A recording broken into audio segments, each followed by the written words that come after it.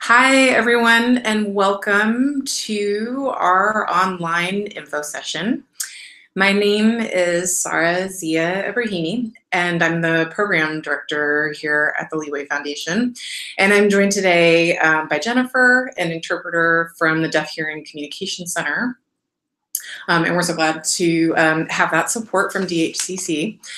And today I'm going to talk a little bit about the Leeway Foundation and the grants that we offer, and also go into detail about some best practices of how to approach your grant application. If you have questions throughout the broadcast while it's live, you can email us at news, that's NEWS, at leeway.org. Or you can also tweet at us, and we're on Twitter. If you are watching the recording afterwards, you also can email us questions later, and we will do our best to respond to them.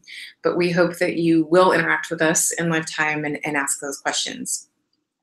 So I know that different people tuning in have different levels of familiarity with the Leeway Foundation.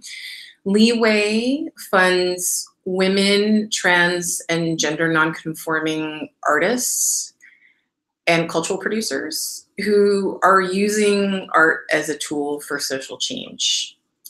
We only fund individuals. We do not fund organizations. And we fund folks living in Philadelphia and the surrounding 5 counties. So that's Bucks County, Camden County, Chester, Delaware, and Montgomery County. The applications, we have a couple of different types of funding streams, and I'll talk about those in a minute.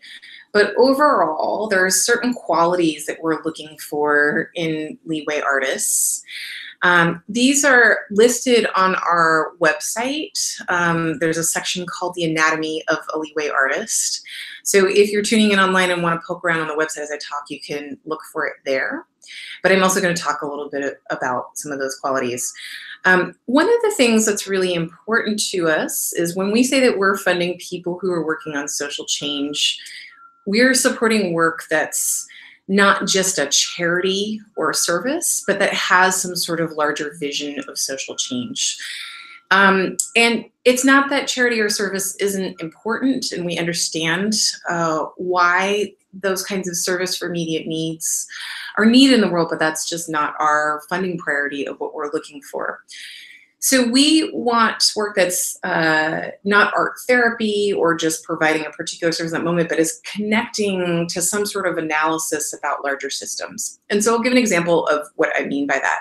If you, for example, were working on a creative project with a community of folks who had experienced homelessness, part of what we are looking for is not just providing like an art class, but is there some way that you're connecting this to a larger understanding of, for example, ways that the mental health or healthcare system might have failed people or not shown up for them in moments that led them to experience homelessness, or issues around housing in the Philadelphia area and how that might be connected. We're also looking at some sort of vision or analysis on your part about how, like why these situations persist and exist. And so, for example, if you are someone, let's say, who is teaching hip hop dance to young girls, it's beyond just that service of teaching the dance form. We also want to see a reflection in the application review of why you think it is that that dance form isn't respected as much or given the same level of resources and funding and credibility as ballet, for example.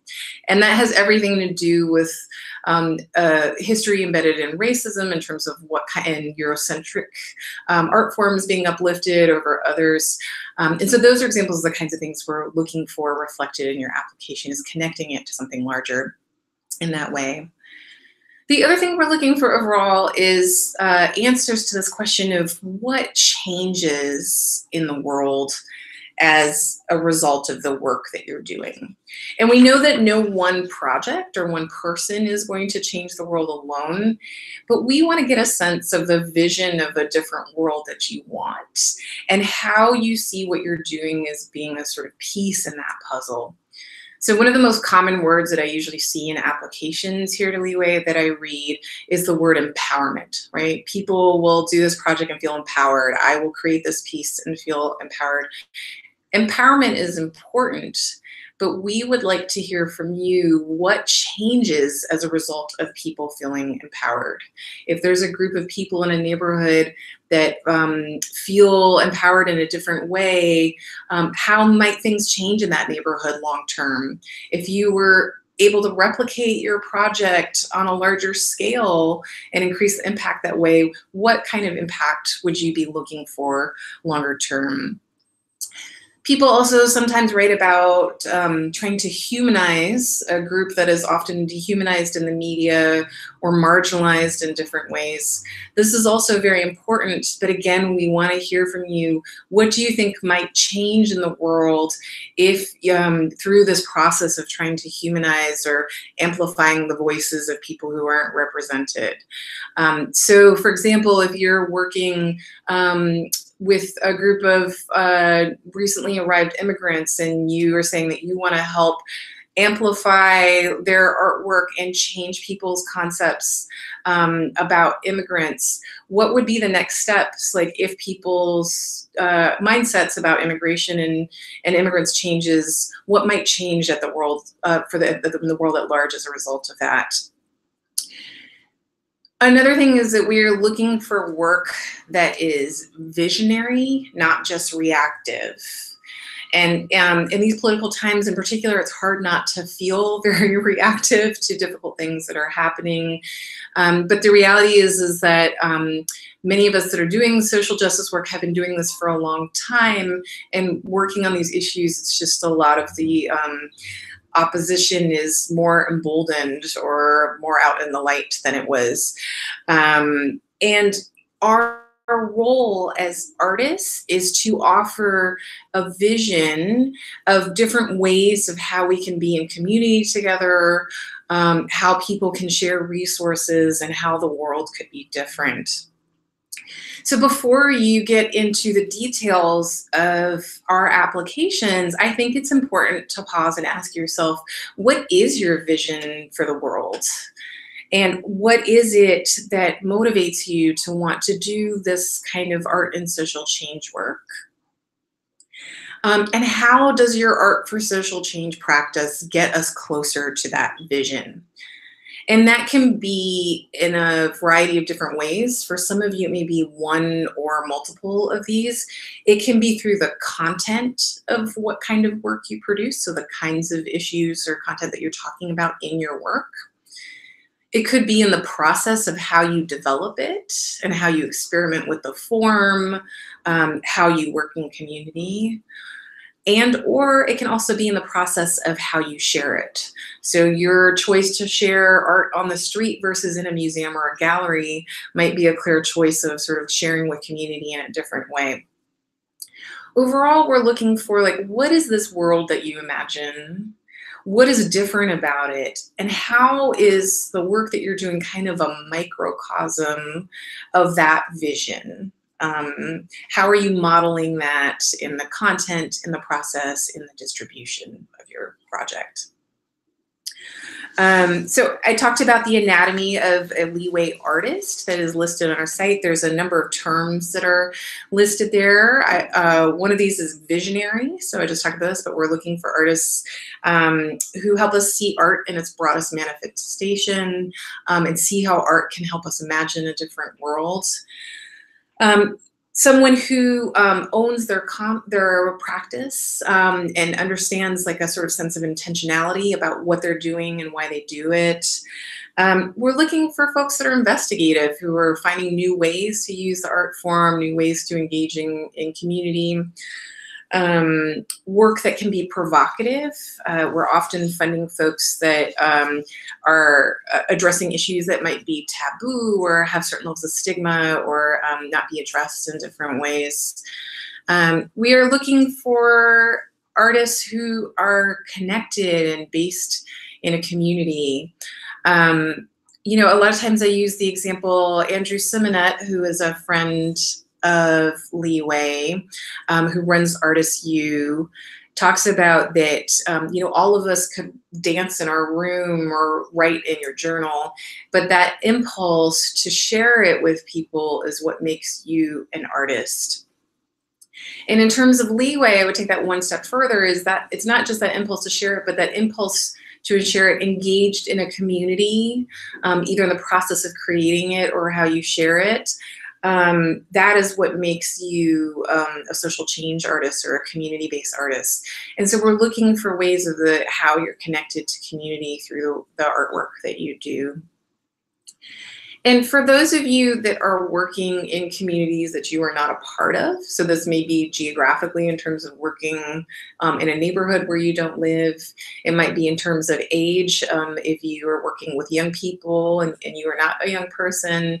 It could be terms of race, religion, any kind of these different intersections of identity. That we are looking for people that can show ways that they are a bridge builder, right? So how are you using your skills and resources and position to introduce people to certain resources, to build leadership, to help support and amplify the vision? So we're not necessarily looking that each artist should have all of these qualities. Some of you may have one, some of you may have many, but these are generally the types of qualities that we look for in the artists that we support. Now, there are 3 different grant streams that we offer here at Leeway currently. The first one is called the Art and Change Grant, which we refer to as the ACG for short. This is a project-based grant of $2,500. The deadline for this grant is twice a year on March 1st and August 1st. In order to be eligible for this grant, you have to be at least 18 years of age, be woman, trans, or gender nonconforming. We use the term trans as sort of a large umbrella term, but you can read more about that on our website or talk to me also via email or phone later if you have more questions about that. And you have to live in Philadelphia or the surrounding 5 counties. There is no limit on how many times you can receive the Art and Change Grant over the course of your lifetime. So we've had some grantees who have received it multiple times. The only limitation is that you cannot receive it twice within the same calendar year. For the Art and Change Grant, and for all of our grants actually, decisions are not made by the staff. So we have a panel of artists and cultural producers that changes from year to year, and they are the ones who review the applications and make the decisions through a consensus process. If you apply in 2018 for the March 1st deadline, whether or not you get the grant, you'll receive feedback on your application. For the Art and Change Grant, it will be the same panel that looks over the August 1st applications as well. So one thing that could work to your benefit is that if you apply for the March 1st deadline and don't get funded, you can use that feedback from the panel to resubmit your application again in August and try to hit the marks in the feedback that they gave you to improve your application. For the Art and Change Grant, we generally get between 80 to 100 applications per cycle. And of those, usually 20 to 25 are funded. I'm going to go into more details about how to approach the Art and Change Grant in a little bit, since that is the most immediate deadline on March 1st. But first, I want to talk a little bit more about the other funding streams as well. And again, just a reminder, if you're just now tuning in, that you can ask questions as I'm going along by emailing us at news@leeway.org. That's NEWS at leeway.org. Or you can also message us on Twitter or tweet at us. So the second grant that we offer is called the Transformation Award. This is an unrestricted award of $15,000. And when we say unrestricted, we truly mean that. It's not for a project, and it can be used for anything that is going to move you forward as an artist. For some people, that's meant investing it in a new project. Some people have bought a house. Others have paid down student loan debt so that they can work less, so that they can dedicate more time to their artistic practice. It's really up to you how you want to use the money that's going to forward your artistic practice. For the Transformation Award, you have to have lived in Philadelphia or the surrounding 5 counties for at least 2 years. And you have to have been practicing your art form for at least 5 years. There has in the past sometimes been a misconception about the Transformation Award that you have to be an elder to receive this award and someone that has been practicing for a long time. But I'm excited to say that in our last funding cycle for 2018, 4 of our recipients were under the age of 27. So if you've been writing poetry since the age of 16 and you're 21 now, you are eligible for this Transformation Award. So I want to encourage folks who might think they're not eligible for some reason to just challenge that notion that you may be ready for this award. It is a one-time award. You can only get it once in your life. And once you do get it, then you're not able to apply for the Art and Change grant for 2 years following that, just because you get this large award and we want to clear up space for other people to have the opportunity. The Transformation Award is a 2-stage process. Stage 1, the deadline is May 15th. And for that stage 1 process, you are not submitting any work samples. There's no external links or photos or anything that you can include. You're answering a series of 6 questions that are giving the panel a sense of your overall art for social change practice. So it's not just focusing on one project. And then a select group of people are invited to stage 2 of the process. In stage 2 of that process, you are asked to submit work samples. We provide a $100 check as well as support in helping you prepare those work samples to make sure that everyone has equal access in creating that. And then there's an intensive process with the panel to review that second stage. For the Art and Change panel that looks over the applications, those folks are all local to the greater Philadelphia area. For the Transformation Award panel, we have one past recipient who is local, but the other folks on the panel are all from across the country. So we bring in a national review because it is such a large award to get outside perspective. And it's an incredible opportunity to get feedback from this group of artists. In stage 1, there are 3 people on the panel. And then in stage 2, we bring in 2 more new folks. So there'll be a total of 5 panelists. So if you're considering this award, it's important to remember that you're speaking to people from outside of the greater Philadelphia area who don't have context for the community here, for the organizations. And so you have to make sure that you are clear about defining everything that you put in that application. The third funding opportunity that we offer is called the Window of Opportunity Grant, or we often refer to it as the WOO for short. And this is a grant that Leeway offered years ago, and we reintroduced it last year as a pilot and are now officially introducing it fully. It's a monthly award of up to $1,500. It is only available to past grantees. And the idea is to have a sort of rapid response funding stream for a window of opportunity.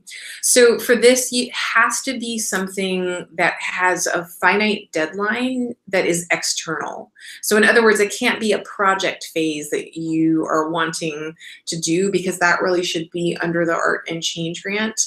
But it's meant to cover the types of costs, for example, of you're invited to a conference to present your work and you need to buy the plane ticket to be able to go. It also covers like education and training. Let's say someone who's a master in the craft that you do is coming to Philadelphia and doing a class, and you want money to be able to pay to be able to take that class and do that training with them. It also can be used if there's something that's very time sensitive. So let's say Trump is coming to town and you need to make a big paper mache puppet as part of an action that's going to happen. So there has to be a clear, definable external opportunity that you are trying to get funding for. The turnaround time for the window of opportunity is usually about 3 to 4 weeks from the application date.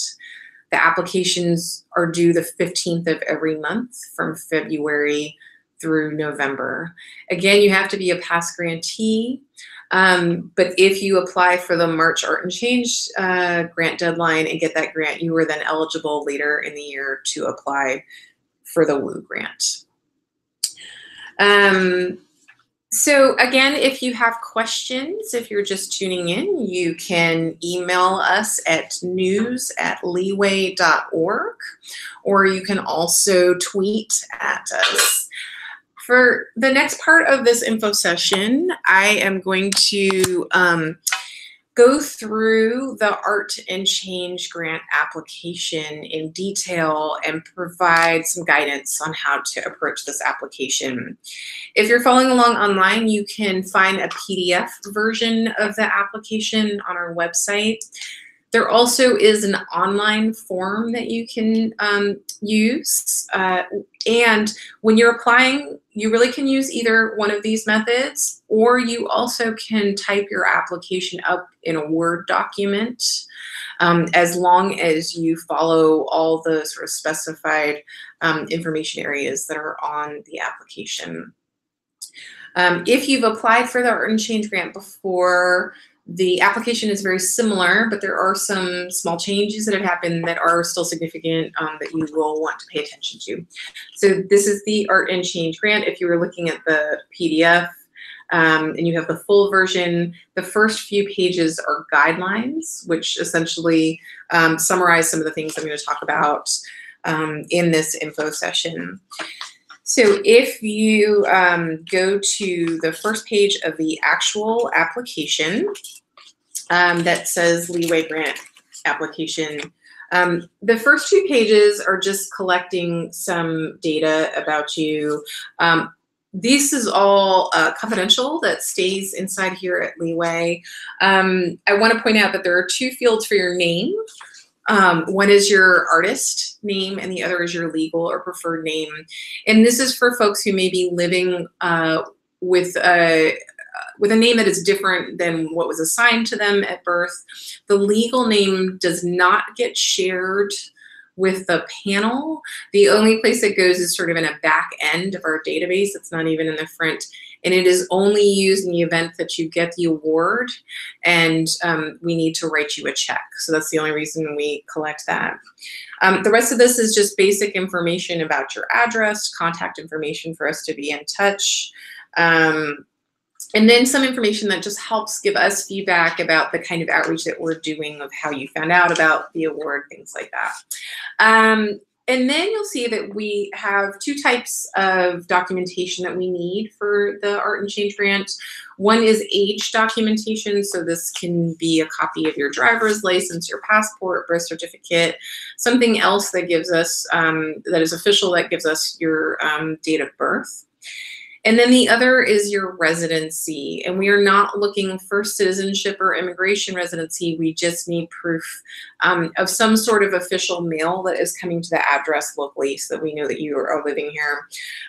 If you are in a situation where you don't have any utility bills or health insurance coming to your house's address and you're not on a lease, for example, there are other workarounds of what we can do. So you can be in touch with me if there are any challenges around the documentation that you have to provide. The next section of the application is the project information section. And this is, the first part of it is asking how much money you are requesting. The grant is up to $2,500, and I encourage you to ask for the full amount unless you don't need it for some reason. And some people sometimes feel like they have to be extra precise, like they want $2,482.67. And we're not looking for that level of exactness, really. You can just ask for the full $2,500, and when we get to the budget section, we'll talk about how you're just going to give the panel a sense of how you might spend that money. You will, the grant is an all or nothing grant. So for example, if you apply for $2,500, we'll either give you the full $2,500 or we'll give you nothing. There wouldn't be a situation where the panel would just say, well, we'll just give her 1,000 of that $2,500. The second field there is the change partner. And I'm going to put a pin in that and come back to that later in describing the application. The next sections are asking for the project start date and the project end date. Now, this is not necessarily meant to be super exact. It's more to give us a sense of the scale and duration of the project. And we understand that sometimes there's some shifts that might cause you to delay the start or have to extend the length of the project. But it's more to give the panel a sense of like, are you trying to do 50 portraits over a course of 3 months? That might be a little ambitious and unrealistic. And so they want to get a sense of how much time you think this project might take. Now, we do fund distinct phases of a project, and you are allowed to apply again in another year for a second phase in the same sort of ongoing project. If you are applying for a phase of the project, so let's say, for example, you might be in the pre-production phase of a film where you're doing research, the project dates here should be just for this particular phase of the project, not for the overall production.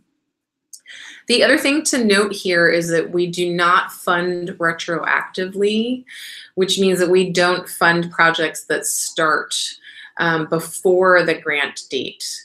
So the grant deadline, if you're applying for March 1st, we have a note that it usually takes at least 8 weeks for us to get back to you about whether or not you're awarded.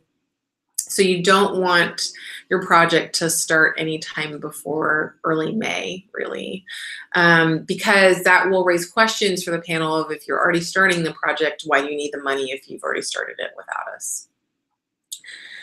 The next section is the artistic discipline of your project. And you'll see that there's a number of different categories there. I want to discourage you from picking multidisciplinary unless you really have to. And the reason for that is that we are trying to give the panel some sense of specificity of what is happening in your project. So for example, if you are a dancer and you're working on a performance that does incorporate video and audio, it is true that you are working in multiple disciplines on that project, but it is more precise and conveys more to the panel if you pick performance as your primary discipline and media arts as your secondary discipline, so that they get a sense of what elements are involved in this project. So these definitions are not meant to limit you. They're just a way to sort of communicate, if you had to prioritize what is the primary discipline, it's not everything, but what is the main form that you're working in, as well as the secondary one. In the guidelines section of the application, we have examples of what art forms fall under each of these categories. If you're working in an art form that doesn't appear there on that list, or you're unsure which discipline to pick, you can also call us at the office or email us, and we can help you decide what to pick. The next section of the application is the social change intent of your project.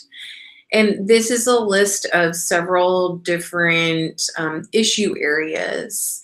And one of the conversations that I have very often with people is, for example, we have feminism listed as well as racial justice. And people have said to me, well, for me, feminism inherently includes racial justice. And that is fine. We are asking you to self-define which category most resonates with you and you think is most relevant to your project. And you will have an opportunity in the body of the application to define what it means to you. You have to pick at least one, and you can pick no more than 3. And if you are picking multiple ones, you want to make sure that all of them are equally clearly addressed in that application. Because sometimes we have people pick multiple social change intents and then they really only emphasize one and don't tie in the others, and that can work against your application. The next section is the short description of your project. This is 1 to 3 sentences that is describing very briefly what this project is. This is kind of like if you've heard the term an elevator pitch, right? This idea, if you just had someone's attention for a very short period of time, how would you describe the project? And what is the most important sort of high level, concept of how to describe it? Instead of getting into all the details of it. This is not a place to be poetic. This is probably going to be the driest, most matter of the fact section of the application that you write.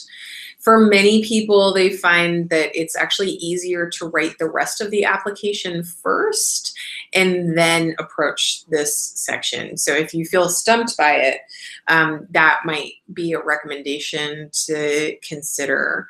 You should also imagine that the panelists that are reading your application for the Art and Change Grant are reading between 75 to 100 applications. And so you want to give them something that's kind of like a hook for remembering who you are and what you're about, because this is the first thing they will read in your application. And also when they're flipping back and forth between the applications and discussing it on the panel decision day, this summary is the thing that gets repeated that they will look at. So if I'm trying to remember, like, this person is the person who is doing hip hop dance classes in their community center. This is the person who's painting portraits of her neighbors and doing a community dinner. Like, I want to be able to say a quick, short sentence that summarizes what it is that you are doing. And so that should be simply and clearly conveyed there in that short project description, so that the panelists can refer to that as they're making their deliberations and have that reminder. So again, if you're tuning in and you have questions where you want more clarification, you can email us at news@leeway.org, or you can tweet at us. We have one question that has come in, and the question is, if I have 2 different social change projects, can I do a grant application for both, or do I choose one? So the answer to that question is, for this calendar year, you can only apply and get funded for one of them. So you do need to choose and decide which one is sort of most timely for you and which one you're most passionate about. However, you can apply for the Art and Change Grant and the Transformation Award in the same year and be awarded both. The Transformation Award, again, is looking at your body of work overall, not project specific. So it wouldn't necessarily be funding your particular project, but that is another way to have an income source. So hopefully that addresses that question for you. But again, you also can get the Art and Change Grant multiple times in your life. So you could do one project this year. Once you complete a project and submit your grant report, then you can apply for a new project next year. We have another question that has come in, and this question is, can this grant be used for travel outside of the Philadelphia area? And the answer is yes. We've had several people who have applied for a travel phase of a project where they need to do research, for example, or maybe you are going to document an event or a group of people or some cultural practice that is happening elsewhere. What is key, though, is that you have to share in the application how you will share that back in the Philadelphia area.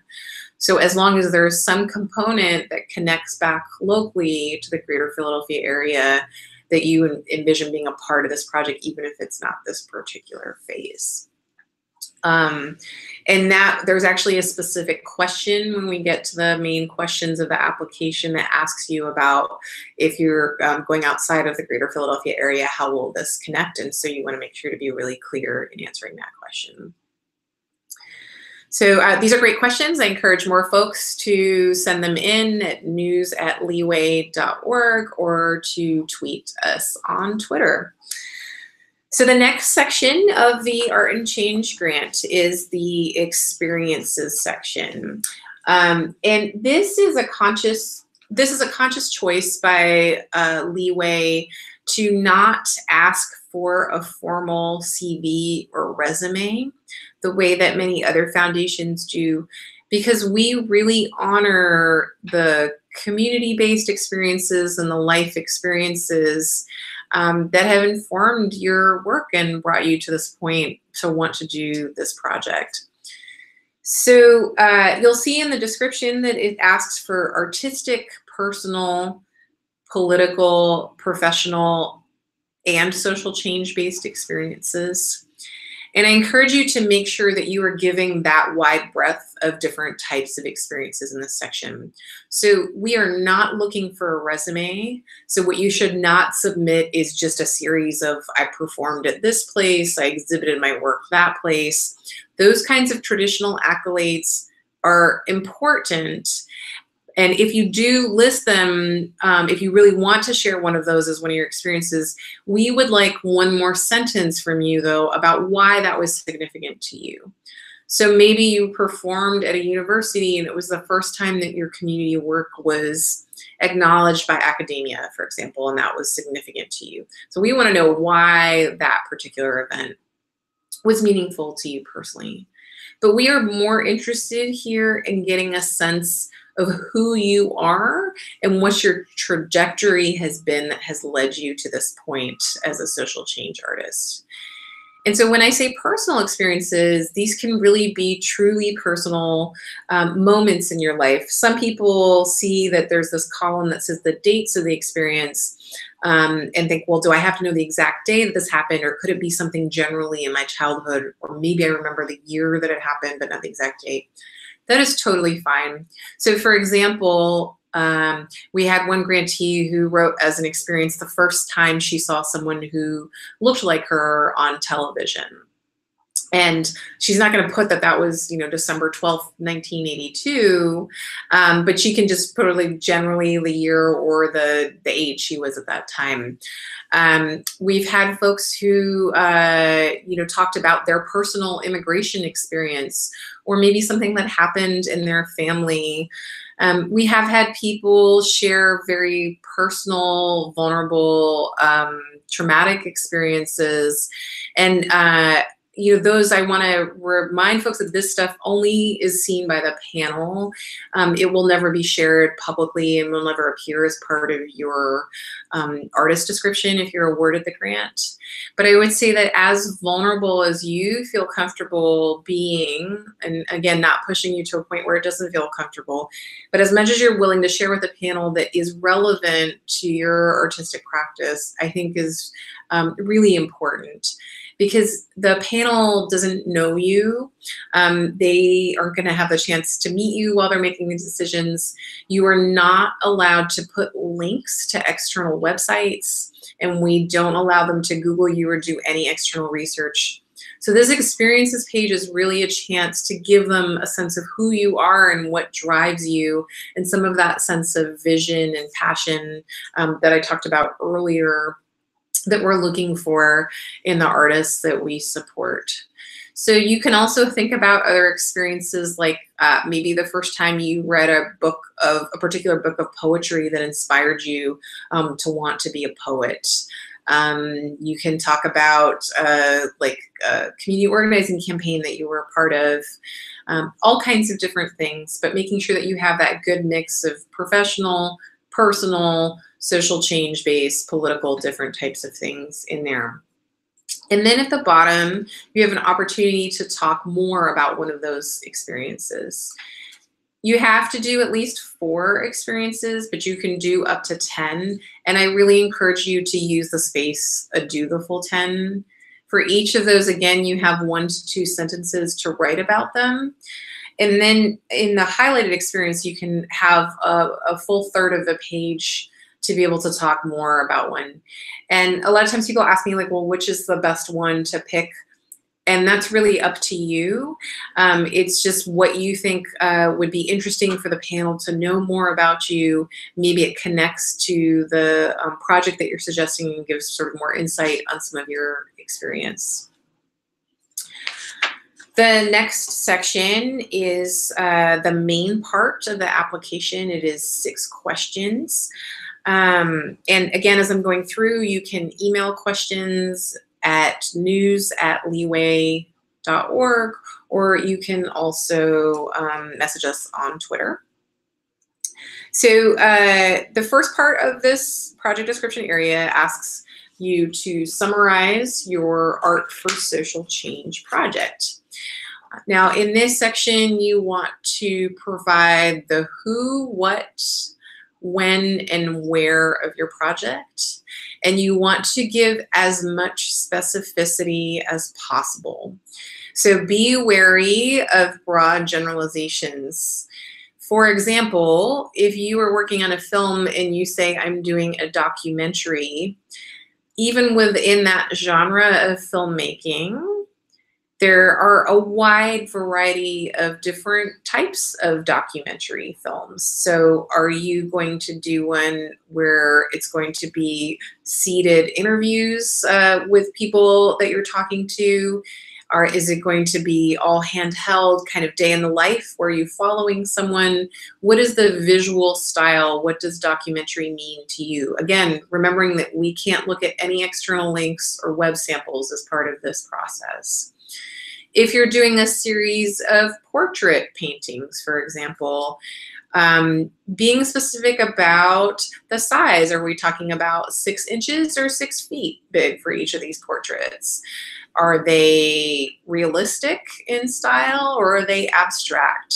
Are they a pastel color palette or primary colors? So giving us as much visual information as you can through the writing, since we can't see any examples of which you are imagining. And then also, if you're doing anything that is in a series, right? So multiple paintings, multiple workshops, whatever it may be, is giving us a sense of the number. And again, this may change if you get the grant and you go to enact this, and there might be some factors that change, but we want a sense of the scale. Are you talking 5, 15, 50, or 500? Because those are really different proposals. And so wherever you can give specificity in this question, please do, to make it as clear as possible. If you are applying for a particular phase of a project, you would want to describe the project overall, and then say, in this grant, I'm applying to to fund this particular phase, and this is what would happen in this phase of the project. Question number 2 asks why this project is important to you. Most people do really well on this question, but this is kind of giving a sense of that personal passion of why you want to do this project. In this question, you might also talk about the need for your project. So if you were doing something that's very unique that you don't see other people doing, you should claim that. Be wary of making claims of nobody else in the Philadelphia area has ever done this unless you feel really absolutely certain. But a lot of times you don't have to be the only one, but you can say, in my experience, I haven't seen very much of this, and talk about the sort of urgency or need for this in this question. But you're really rooting it more in sort of like why do you want to do this? Why right now? Why is it important to you to get this grant and get the support to make this happen? Question number 3 is kind of a big question, and this is often where people get most stumped on the application. It's 2 parts. The first part of the question asks, as part of this process, you were asked to identify the social change intent of your project from that list of issues that we talked about earlier. And explain how your project engages with and expresses your social change vision with that intent that you identified. So this is a 2-part question. I'm just going to focus on the first part right now. So the social change intent is, again, that list of issue areas. And in this part, you're going to define what that means for you. So if you, for example, picked feminism, what you might do here is say, for me, feminism means X, Y, and Z. And this is how it shows up either in the content of my work or in the process of how I'm going to develop it, or maybe in the way that I'm going to share it, or some combination of those 3. So here you want to state what might feel obvious to you, but it is really a chance for the panel to get some insight on your perspective and your analysis of how you see this issue area, like what the root cause is and why it perpetuates, and what the vision is of how something could be different. So a lot of people assume, oh, well, Leeway, you fund social change work. I don't have to define what racial justice means, but we want to hear that definition from you. If I, pulled 10 past Leeway grantees and put them at a table together, and they were all people who picked feminism, for example, they're all going to have very different definitions of what feminism means to them. And that's just within this very narrow pool of people who are already part of Leeway's community. If I open that out to the world at large, of course, that gets even more varied in terms of what people's sort of analysis or understanding of what feminism means. So state it here. This is your chance to share what that issue area, what you see as sort of being your perspective on it. The second part of this question asks you to describe the goals and intended impact of your project, and how it will create social change. There's also this note that says, keep in mind the panel understands that the ultimate social change you seek may not be the direct outcome of this project, but we expected it to be a step in the direction for the change that you seek. So this is really the place where when I was talking earlier about like, what are you modeling at the micro level that you would like to see in the world at large? So, if you were creating a performance piece with a bunch of other movement-based artists who have physical disabilities, part of what you might talk about is that you imagine a world where people are fully able to participate in the arts, and then where all types of bodies are valued no matter what their mobility ranges are. And so that in the process of creating this performance together with these other artists, you were providing a sort of vision of what it might look like for people to be able to come together for that kind of collective process. So how is what you are doing in the content in the process, in the way that it's shared, a model for the kind of change you seek. And you know, the other way to think about it is, like, for myself, my background is as a filmmaker, and I, you know, no one project that I make is going to change the media landscape. But if I'm creating work where I'm placing women and trans folks primarily both in front of the camera and behind the camera, I am part of this growing movement that's calling for more diversity and representation in our media. And quite honestly, the changes that we're seeing now kind of bubbling up towards Hollywood and television are the results of decades of work of independent makers that had that vision, that kept pushing and saying, look, we want to tell our own stories. There's an audience for these stories. And now we're starting to see some of that change, like the ripple effects of that. But it wasn't any one maker that made that reality happen. But there's also this idea that on set, if I'm hiring other women and trans folks, that we're also all getting to build our own professional capacity, which allows us to be able to go out in the world and do more work. So again, that's this like idea at the micro level of something of how I'm modeling the change that I want to see in the world. Again, if you have any more questions, you can email us at news@leeway.org, or you can also message us on Twitter. Question number 4 asks you to define your community or audience, and what is your relationship to the audience or community that you work with, and how does your identity or who you are play a role in this? In this, you are going to identify what may be many different intersections of aspects of your identity, and lay them out here. It may feel a little awkward or obvious or whatever, but because the panel can't see you, they can't talk to you, they can't get to know you, this is a place where you can talk more about sort of how you identify in those different intersections. We're also looking here for, like, why are you uniquely positioned to do this work with this community? So your community can take many different forms, or your audience. If you're doing something that's geographically based, it might be in a neighborhood, it might be a group of folks based on identity. There's a lot of different ways that this answer might play out depending on the kind of project you're doing and who you're working with. For some of you, it may be that you've been creating work for your community, but you actually are looking for a new audience because you want to try to make change elsewhere. And that's okay too. But you might talk about, like, this is my community that I'm a part of, which is how I got to the place to do this work, and now I want to take this out to another audience. Question number 5 asks, how does this project engage the audience or communities that you're working with? And if your project takes place outside of the greater Philadelphia region, explain how you will make a connection locally and make impact. So community engagement can take a number of different forms depending on the nature of your project.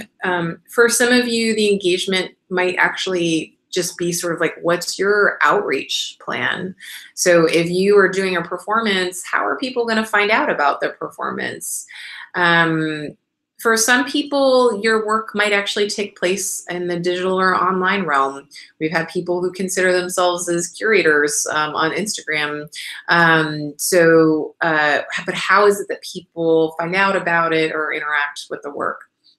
For some of you, the engagement might be in the process of creation. So, for example, we had a grantee who is a playwright and was working on a script, but did public readings in the park in her neighborhood to get community feedback on the script and also have folks involved in that creation process. So maybe the engagement happens in some way in that engagement process. For some people, it might be the actual physical piece of artwork. So we've had an installation artist who created images that then viewers or audience members would hold up different screens that would allow them to see different things in that visual art. And so there's a way that the audience is not just someone looking at a piece of art, but they're actually engaging with it and seeing different interpretations of history as they're looking at it. So engagement can take a lot of different forms, but we want to know, how is this art going to be experienced? How are people going to find out about it? How are they going to connect to it? The last question, question number 6, asks, why did you choose your change partner? What kind of expertise or support will they provide?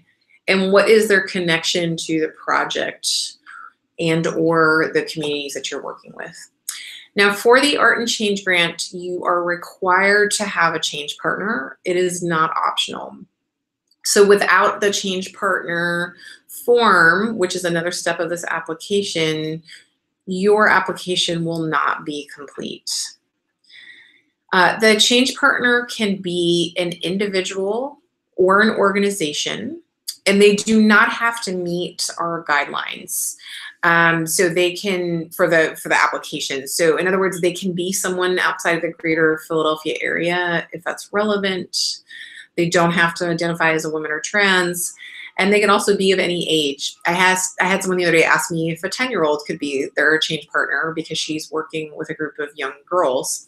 And the answer was yes, because that is the community that she's working with. The change partner can serve a couple of different roles. One is that maybe it's someone who is a mentor to you. So if you are trying out a new art form, if you've only ever done painting and illustration by hand, and now you want to try to create a web comic series, maybe it's somebody else who knows how to use Photoshop and Illustrator very well, and they're going to kind of be your mentor in the process of someone as you're learning the software that if you get stuck, you can go to and ask for help. The other role they might play is if it's an organization, for example, that's donating free rehearsal space to you, or in some other way is supporting the work that you do. It's very important, if you have an organization as your change partner, that they are crystal clear about the fact that they are not financially benefiting from this. So change partners cannot financially benefit, so they cannot appear on your budget as someone who's getting paid. You can absolutely collaborate with other people, and we encourage you to pay other artists that you're working with as part of this project, but that person just isn't well suited to be your choice for the change partner. Another role the change partner could play is someone from the community who is kind of co-signing or endorsing your work and the need for this.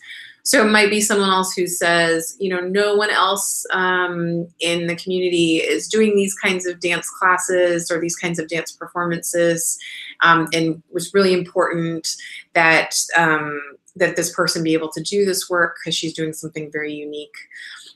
In the case that if you're working with a community of folks that you are not a part of, whether that's geographically, based on age or race or other factors, the change partner, if it's someone from that group who kind of conveys the trust and says, you know, we know this person, she shows up for us, we really want them to do this project and work with us, the change partner can play a very important role in that case if you're working with a community that you are not a part of. So the change partner has its own form. It has 3 questions on it. That is available online. There is an online form. If the person submits it, you should immediately get an email notification letting you know that your change partner form has been submitted.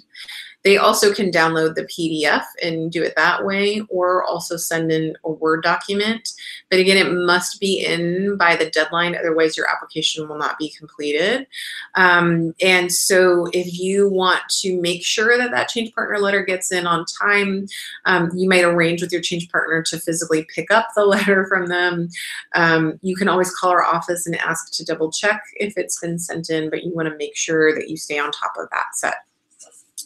Now we're just coming up on time, but I want to make sure to also take a moment to talk about the budget quickly. The project expenses that you list out here should all be things that are reflected in the body of your application. So for example, if you list transportation in your budget, but you didn't talk anywhere in your application about providing transportation for participants, or maybe the transportation is for you to go places to do research and interviews, if it's not clear to us how it fits into your project, it's going to raise questions for the panel. So when you work on your budget, make sure that each line of the expenses is somehow described or accounted for in the body of the application. If you are working on a quilt with a group of your neighbors, but then on your budget you have a color printer, I might assume or guess that you're using that printer to print photos on the fabric. Maybe that's part of the quilting project, but because it's not written somewhere distinctly in the application that part of the quilt will incorporate photos and imagery in that way, we can't know for sure. So making sure that that is clear to the panel and they don't have to do any guesswork. The question about access to other financial needs, your financial needs or access to other financial resources, this is just to give us a sense of the urgency or need. So if you don't have access to other ways to support this project financially, you should be honest about that. If your project expenses are much more than the amount you're asking for. So let's say you're asking Leeway for $2,500, but your full budget is $100,000. The panel's going to have a lot of questions about how you're going to close that gap in funding.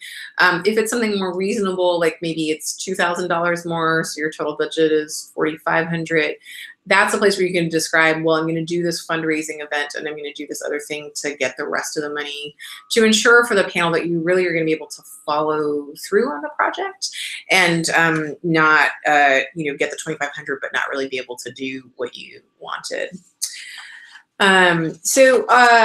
That is a general summary of the application. If you would like to have a more detailed conversation with a staff member, or if you would like to work on a draft of your application and get feedback on the draft, on Tuesday, February 20th, myself and 2 other staff members will be doing what we call an applicant support session.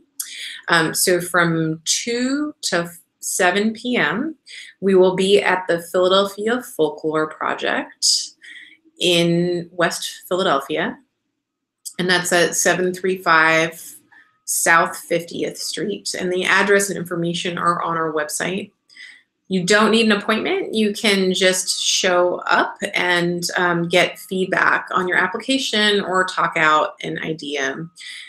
If you are interested in applying for the Transformation Award on May 15th, you can also contact me to set up some one-on-one time to talk about your application. Because I'm not involved in the decision-making process, I'm able to work closely with applicants on giving them good detailed feedback. However, for the Art and Change grant at this point, because we were so close to the deadline, I can't do any more one-on-one support, but you are highly encouraged to come to this applicant support session on the 20th. Thank you all so much for tuning in. Thank you to the Deaf Hearing Communication Center for providing an interpreter today. If you have any further questions, or if you are watching this video after the live broadcast, you can always email us and follow up with more questions. Thanks so much for tuning in.